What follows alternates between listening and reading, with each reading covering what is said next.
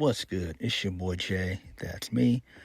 Let's dive into Smackdown from January the 19th, 2024. A pretty okay show. It was more so like run-of-the-mill Smackdown episodes for the most part. Nothing happened at all that was like really newsworthy, for being honest. And I think that the go-home show should be a little bit better than this one, but I kind of highly doubt it. So we kicked the show off with the Fatal 4-Way contract signing.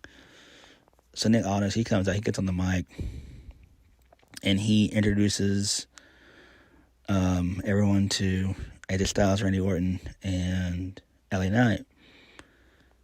So he was about to introduce Roman Reigns, but Paul Heyman comes out.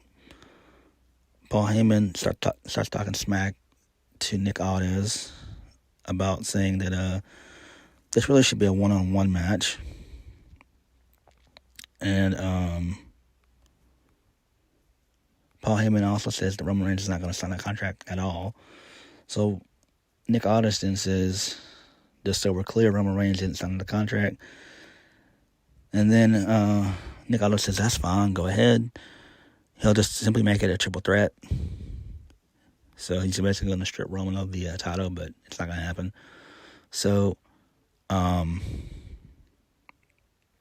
Heyman just continues to run down Nick Aldis and everything else, saying he's done a piss poor job and everything.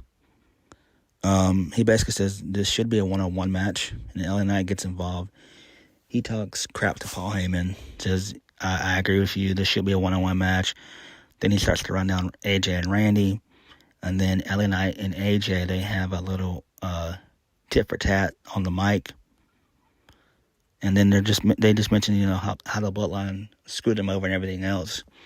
Both of them over.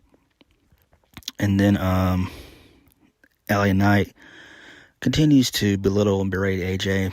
And then after that, a brawl breaks out between AJ and LA Knight. They go into the outside.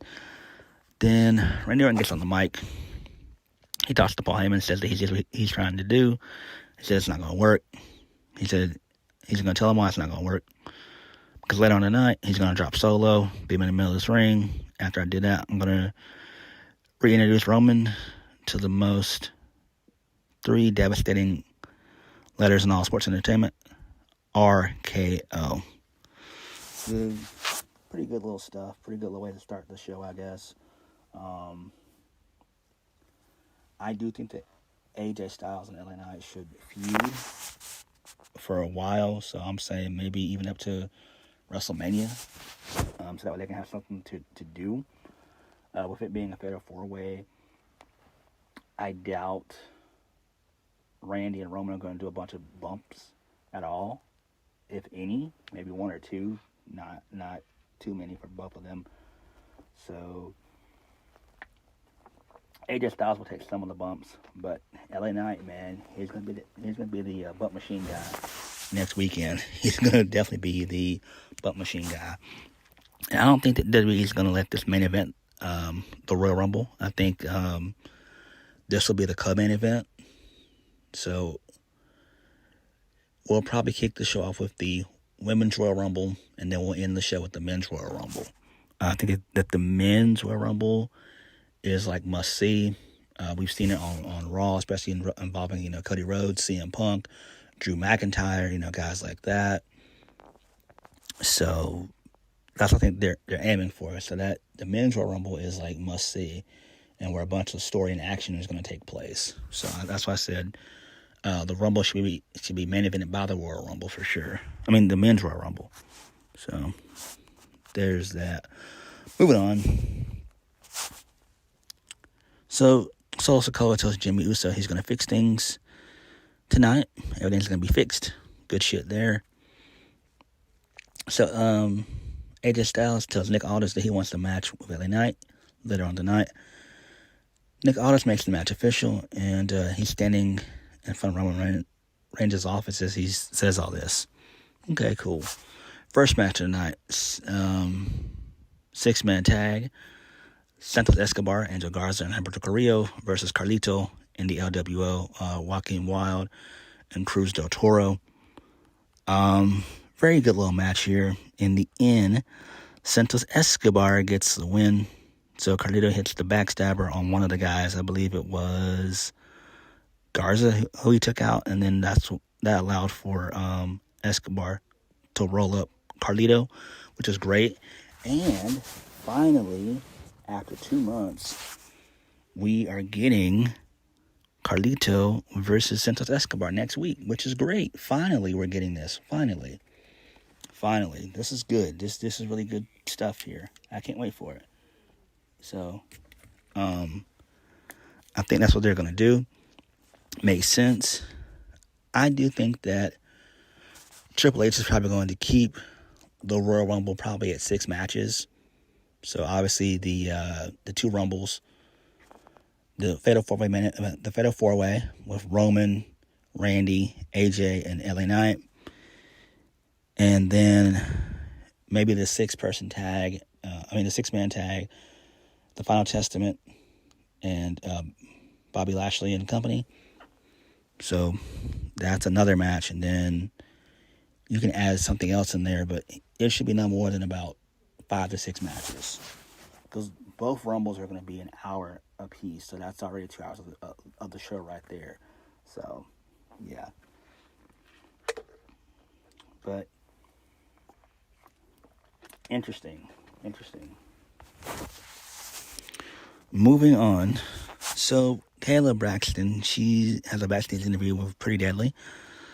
She said, they prepared for this tag team match than they were at New Year's Revolution. And then they both say, what an astute question. There'll be no mystery in this match. They spent this past week studying British strong style because they're smart boys. I love Pretty Deadly. Those guys are so fucking good. I think the problem is Triple H doesn't know what to do with them at all. But they are a solid act. Really good characters. Really good in-ring guys as well. That's one thing I like about them. Pretty Deadly should be Smackdown Tag Team Champions, if we're being honest. They're just that damn good. They are super funny.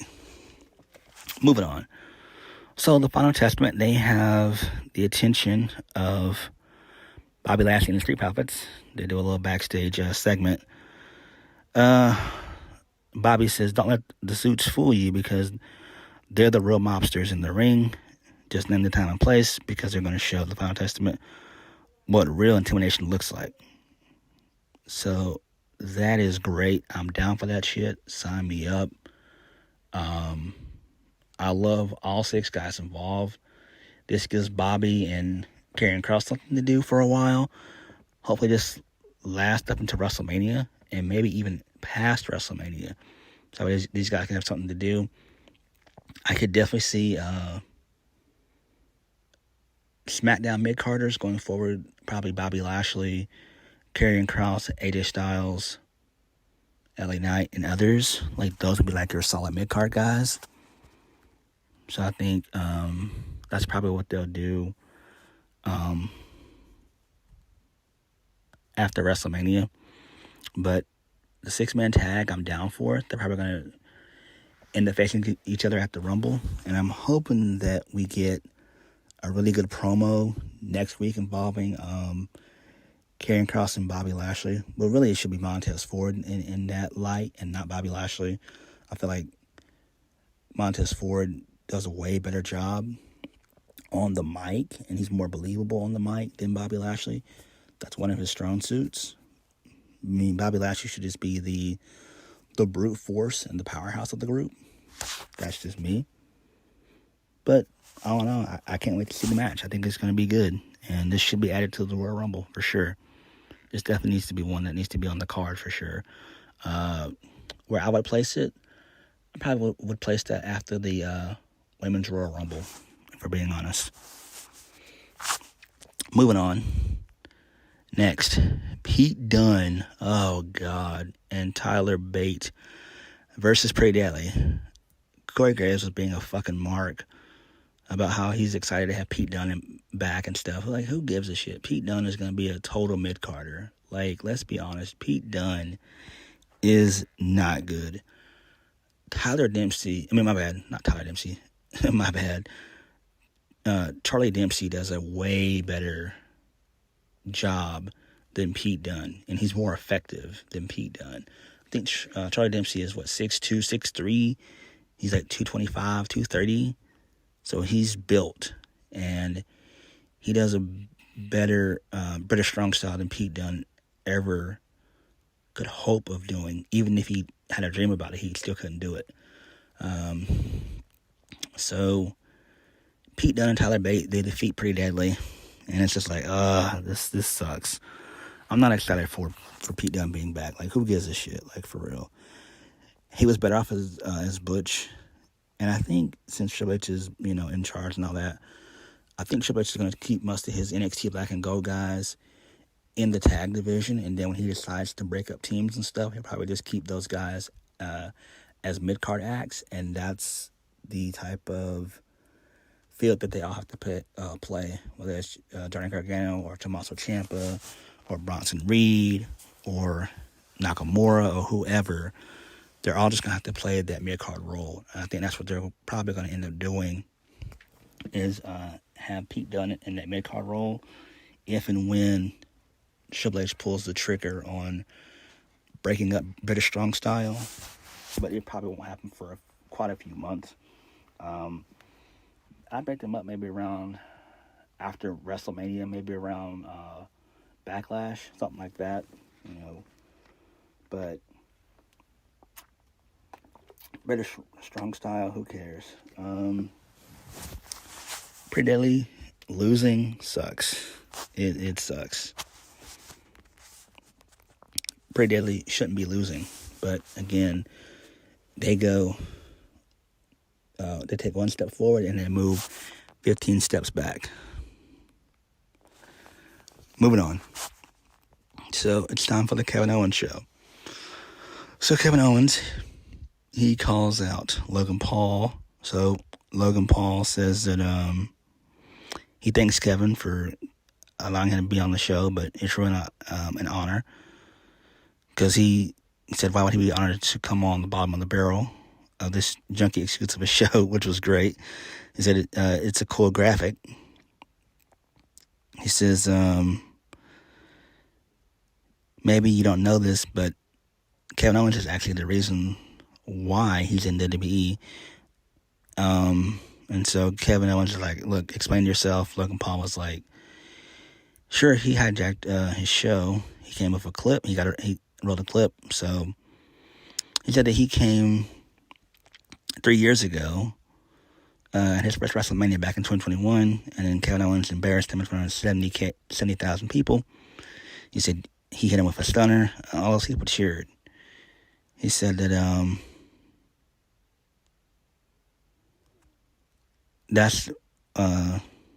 he said, Kevin Owens, that was the moment when I realized I had to prove to the entire WWE universe that he belonged here. He said, you all hate me, hate him, directed at him. He's the reason why I'm a WWE superstar. And then Logan Paul thanks Kevin Owens. And then Kevin Owens just goes on a spiel about how he's just been giving people stunners out for a bunch of years now. He's been doing this for basically 25 years and all this other shit. Who gives a fuck? And then basically, Kevin Owens says that Logan Paul's not as good as Rey Mysterio, Seth Rollins, and Sami Zayn. He said, you're not even Kevin Owens. And then Logan Paul's like, I'm glad I'm not none of those guys. I'm better than all those guys. He says, I'm the greatest storyteller of a generation, your son's greatest superstar, a marketing expert, your girlfriend's celebrity crush, a hyper disruptor, entrepreneur, innovator, wrestler, actor, boxer, and the list goes on and on. He says that he's often imitated, never duplicated, been there with a B on paper. I'm the Maverick, Kevin Owens. And, I mean, you're just you. So basically, they continue to jog back and forth and everything else. And Kevin Owens like, look, you made fun of my weight and all that. He said, I just want to be U.S. champion and all this other shit. So they continue to jog back and forth for a little bit more. And Kevin Owens begins to take off his cast, which he does. And then Logan delivers a sucker punch to Kevin Owens. Kevin Owens gets back on his feet slowly. And then they have a little fight scene. Then Logan Paul slams KO's right arm against the steel ring post, which was great. So I love that. So really good shit there. Logan Paul is fucking awesome. Logan Paul kicks major ass. Logan Paul's so good. I hope that he becomes the WWE champion in sometime this year or next year. Well, maybe not that, but hopefully he can become, at least he can win the World Heavyweight title on Raw. I think that'd be great. So, there's that. But we all know that Kevin Owens is going to beat Logan Paul. Come on, Triple H is in charge. Yeah. KO's Triple H's boy anyway, so it is what it is. But Triple H is also a fan of Logan Paul. So, I don't know. Maybe they will have this feud that will last going into WrestleMania, you know. Maybe have Logan get the first win. Logan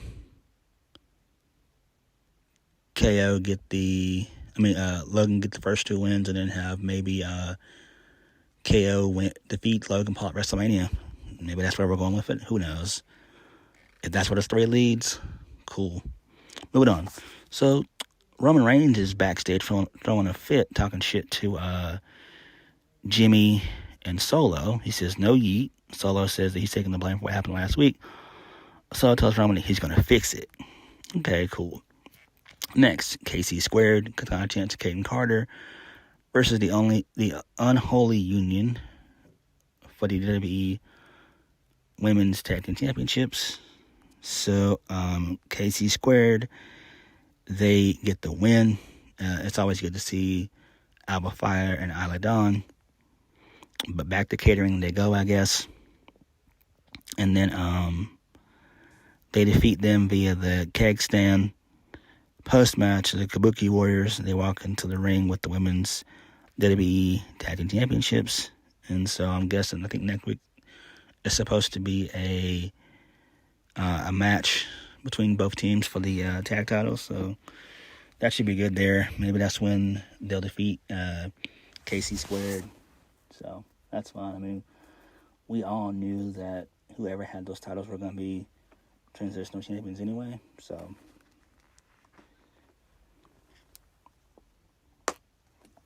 it's interesting to see who they're going to, who's going to challenge the Kabuki Warriors for the tag titles. It could be Naomi and Bayley. It could be Sasha and Bayley. So there is that. And I do think that Sasha will probably show up at the Rumble. I think that's a safe guess, in my opinion. I don't see her going to AEW. I don't see her waiting until 6 weeks until March to just show up at Revolution. I just don't buy it. I think she's the shoe-in to be one of these surprises along with Naomi in the Royal Rumble for sure. Moving on. So, Corey Graves and Kevin Patrick, who doesn't need to be on commentary anymore, they gave a shout out to the late great Hall of Famer Pat Patterson. Today was his birthday, so happy birthday to Pat Patterson's family. I'm trying to think, how old would he be? Would he be in his 80s? Let me Google that real quick. Hold on. Let me pull this up right now.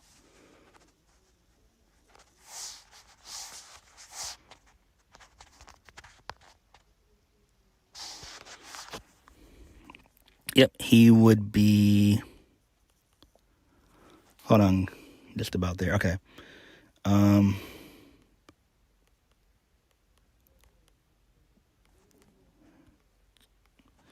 Okay, cool. So yeah, he would be in his late 80s. He'd be 79. Okay. So yeah, he'd be 79. Okay. No, he would be 80. He'd be 82. Okay. Okay. No, my bad, guys. 83. My bad. Wow, okay. Yeah, I always liked Pat Patterson. He was always pretty good. Moving on from that, so the OC, they're still trying to get AJ Styles on their side. AJ Styles basically wants nothing to do with them, and he continues to walk away, which is great. I can't stand the OC. Carl Anderson and Luke Gallows, nah, let's not. Mia Yim is okay. I mean, she's fine, I guess. You could put her in NXT, but Luke Gallows, Carl Anderson, nah, fuck those guys. Nope. Not a fan. Next, we got a Final Testament vignette. They're wanting to seek revenge on Bobby Lashley and company. So that should be good. We're going to have a face-to-face next week. So, cool. All right, moving on. So, Kathy Kelly, she had a backstage interview with Carmelo Hayes. So, Carmelo says, unfortunately, in the heat of battle, accidents happen. Even though he didn't win last week, he didn't lose either. The circumstance doesn't matter. Melo claims to be him. Austin Theory, Grayson Waller, they joined the conversation. Austin Theory's livid that Carmelo is stealing the spotlight in his hometown. Melo then challenges Theory to a rematch in Miami, and Austin Theory says that he's busy. Waller quickly accepts Melo's offer on behalf of Austin Theory. Austin Theory says that Waller needs to stop doing that. So, again, I don't understand why they're going to run this back. It makes no sense. I don't get it. I don't get why Triple H is potentially calling up Carmelo Hayes. I just don't. He's in a good story with Trick Williams, even though it's very, very slow. It's going downhill slowly. But, I mean, there's no need for, Carmelo to be in the spot. There's a couple other guys that you could take from that roster and put them on the main roster. You could even use Cameron Grimes and Carmelo Hayes' spot, if we're being honest. Like, I don't get it. I really don't. But it is what it is. Moving on. AJ Styles versus LA Knight. We were supposed to get that match, but it didn't happen. Solo gets involved. He takes out both guys with the Samoan spike and everything else. Solo gets on the mic, and then he says that Randy Orton will suffer the same fate. This leads us into our main event. Randy Orton versus Solo Sikoa. Randy Orton gets the win via the RKO. So, post-match, LA Knight and AJ Styles, they have a little brawl for a second. Then Orton RKOs LA Knight, and he RKOs AJ Styles. Roman comes into play. He Superman punches Randy Orton. And then Roman Reigns tells Nick Aldis to give him the contract. Roman signs the contract. Roman then drops the contract at the feet of Nick Aldis. And then Roman attempts to go for the spear, but Orton hits the RKO on Roman. And that's how we go off the air. So that's fine there, giving Randy Orton a lot of momentum. But we all know that Roman's going to retain anyway. Like, he's not losing the title until WrestleMania. So, like, why? I do think we could get a one-on-one match with Randy and Roman at the Elimination Chamber. I think Randy could work maybe a 10 to 12 minute match. I really do. I think that would be good for him. I don't think he could work a 20, 25 minute match anymore. No, those days are gone. Those days are long gone.